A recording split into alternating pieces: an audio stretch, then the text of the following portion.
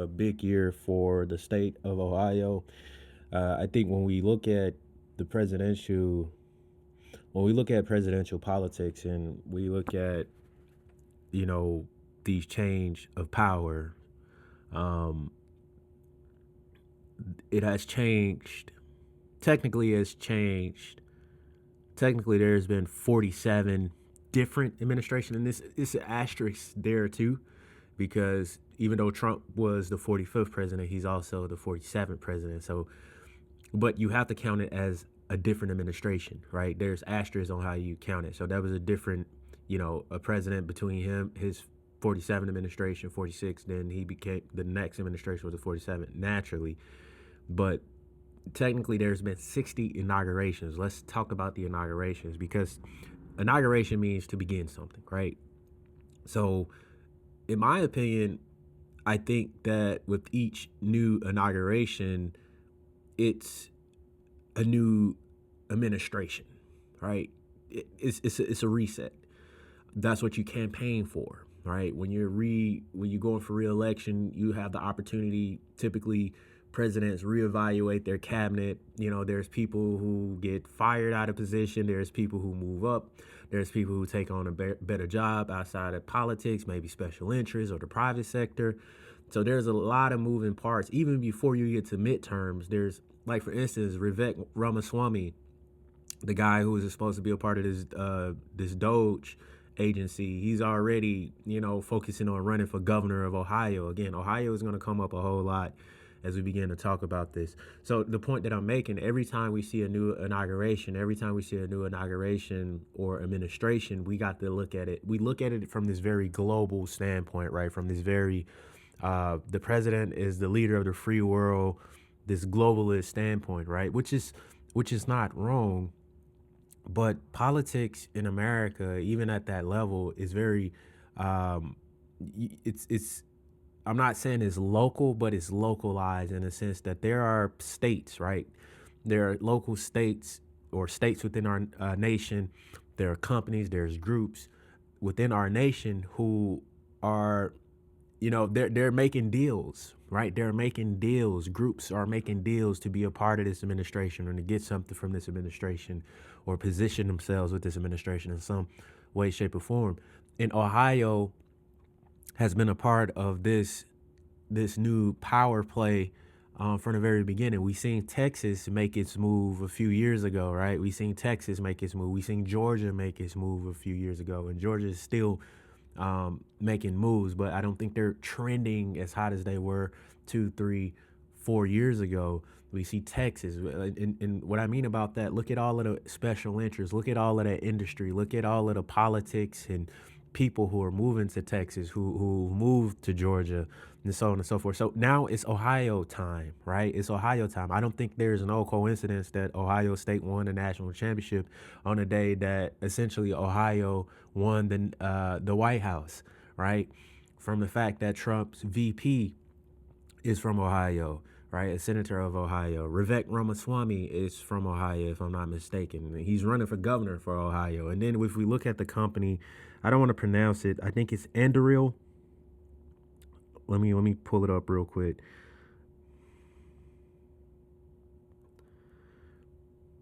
Yeah, Anduril. I may be slightly pronouncing it wrong or whatever it may be, but that's a big deal, right? That if you look into that deal, and I'm still looking into the deal myself, I'm gonna know a little bit more about it as the days go on. But you got the guy, CEO Lucky Palmer. You look at who he is, you look at his history, and you look at the company of Anduril. So, for instance, we look at just doing a Google search, and some of the first headlines pop up. Anduril selects Columbus, Ohio. That's the home of the Ohio State Buckeyes, right? Anduril selects Columbus, Ohio to house Arsenal One hyperscale factory. So that's a huge defense contract. Even though I've heard the CEO of the company, Lucky Palmer, talk about, we're not a defense contractor company, we're a defense product company. Okay, whatever that means, right? So that's a huge deal, right? And if you listen to what they talk about in terms of their vision, in terms of their plans for manufacturing in the United States of America, right? This is on par with presidential politics. So, and they're friendly to the Trump administration. And just to kind of give you an understanding of who, from my understanding of what or who Lucky Palmer is or the track that he's on, to kind of simplify it, he's kind of like, you can kind of look at him as like an Elon Musk type of guy, right? You know, he builds these machines, these war machines, these, you know, next generation high tech advanced weapon systems and things of that sort. The Lucky Palmer and the Anduril company is about. So their whole thing is to spearhead and to bring back and revive manufacturing in the heartland and the Rust Belt of the United States, starting with Ohio. So we have three major happenings in terms of policy, in terms of economics, in terms of politics when it comes to Ohio. You got the VP, who's by default, the VP is the president of the Senate. I know most people look at the VP as some glorified position, but in all respects, it may just be. But at the end of the day, the VP is one step away from being the most powerful person on the planet. The VP is in the ear and has direct access to the most powerful person on the planet, right? So Ohio is in the White House. Then again, Vivek Ramaswamy, who's hard on the Trump administration, who's hard for the Trump administration, should I say, about that. He was going to be a part of the Trump administration. He was a part of this Trump advisory team and so on and so forth. He's being positioned to be governor, or at least run for governor of the state of Ohio.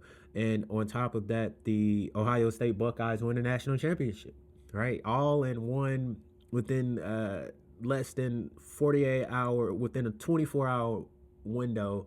All of these headlines about Ohio is coming out, or they're not even headlines per se about Ohio, right? But they're, if you look a little closer, Ohio is connected in some way, shape, or form.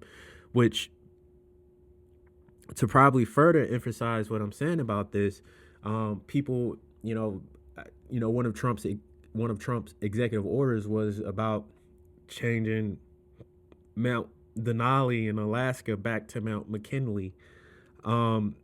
McKinley is from, if I'm not mistaken, President McKinley, the 25th president of the United States, was from, you guessed it, Ohio, right?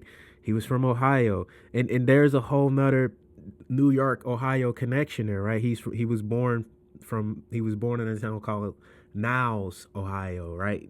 So it seemed like Trump is very intentional about this Ohio thing, or people around Trump are very intentional about this Ohio thing, right? So you got get this.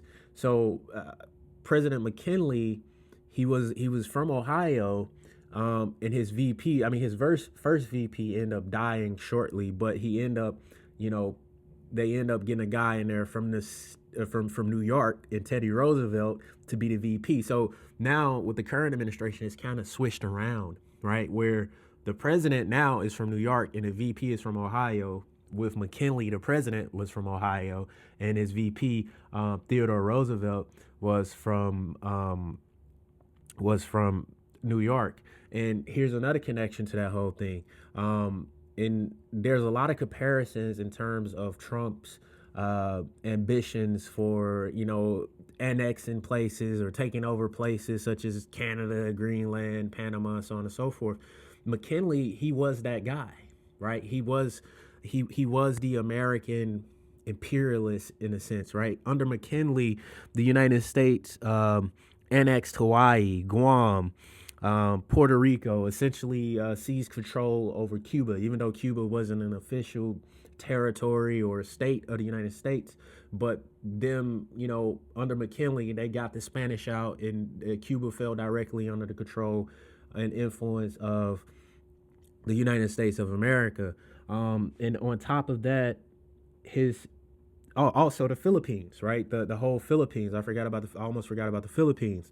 The Philippines, right? Under McKinley, a lot of stuff happened with the Philippines under McKinley and the war that was fought. I don't want to get too deep into that just yet. But also Canada, by way of McKinley's VP, Theodore Roosevelt, actually has a history with Canada, right? Actually invading, I think he actually invaded or attempted an invasion of Canada with this uh, regiment or his military group called the Rough Riders. There's a whole history there too. So this whole Canadian, and that was probably one of the most, if not the most significant American or U.S. advancements on Canada in American history was that whole Rough Rider thing, right? Under Roosevelt, Theodore Roosevelt, not Franklin Roosevelt, Theodore Roosevelt, the VP of the Ohio president, McKinley, right? The 25th president of the United States, McKinley. So there's a lot of these connections there. There's this whole New York, Ohio synergy going on here that's reminiscent of the 25th presidency of McKinley and some of the policies and some of this expansionist view. It's ironic because McKinley, even though he was, from my understanding, even though he was an expansionist, he wasn't necessarily a globalist, right? So that's how you know he's more about imperialistic tendencies there, right? Because it's like, and that's the same thing with Trump. If you observe it from an outside looking in, you probably say, well, did he pivot from, his first point of view, his first administration, from saying, okay, we just gonna pull back from the world, it's America first, it's America over everything, we're gonna focus on America and this and that, we're gonna get out of all these senseless wars and all of this extra stuff and stuff, we just gonna, so that's like American, it was, to a lot of people in the beginning, it was reminiscent of American isolationism, right? But on the flip side, he's talking about, or at least now more so than ever, he's talking about, taking over other countries, which is not necessarily isolationism. So what do you get? What's the sweet spot in between isolationism but also expansionism, right? That's, to me at least, that's imperialism, right? I think Trump he has visions and ideas of a new American empire that kind of feels like, and I told somebody this a couple of days ago. I think Trump, he's ahead of his, I ain't gonna say ahead of his time. I think he's a few decades, probably like probably a century too soon in terms of his being a president, in terms of some of his ideas, or at least he's trying to get us back, or get America back to something that was happening earlier 20th century, late 19th century. Practically, Trump would have been perfect as the 25th president of the United States, right? As the 25th, 26th, 24th president of the United States, essentially, in terms of his worldviews, in terms of how he's approaching things, right? Which is kind of like in contrast to what we've known over the past few decades with this globalist approach. Now, George Bush Sr., he was very, all presidents in their own way was imperialistic, American presidents, some more so than others, some less so than others. But I think one of the last main overt imperialists, American imperialists, was George Bush Sr., and his son kind of, was like, made in his image in a way with the Afghan and Iraq wars and things like that, with oil and, all of American special interests. But needless to say, just pay attention to Ohio, pay attention to the Ohio connection over the next couple years, over the next couple months, actually. But, Ohio is going to be one of them places, I think. It probably won't be as hot, figuratively and literally, as a Texas, in terms of people just moving there in mass waves and things like that. I do think the Great Migration, at least when they're talking about blacks in America, I think that's a real thing. Or the reverse of the Great Migration, it's a lot of blacks moving back south, or has moved back south. I can't necessarily see a lot of blacks moving back up north to places like Ohio, which, there's still plenty of, blacks and black people there, people of color there. But, at the same time, even now that I just said that out loud, I can see blacks moving, wherever the money is, just to keep it real, as a black myself. But, I think that it's going to be very interesting. It's going to be very interesting. But pay attention to Ohio. Put a marker on Ohio. There's going to be a lot of interesting things happening in Ohio. I think there's going to be some controversies. If I had to do prediction of controversies within the first year, I think it's going to be a lot of stuff come out about deals, money, backdoor deals in terms of special interests, companies, corporations. It's worth paying attention to.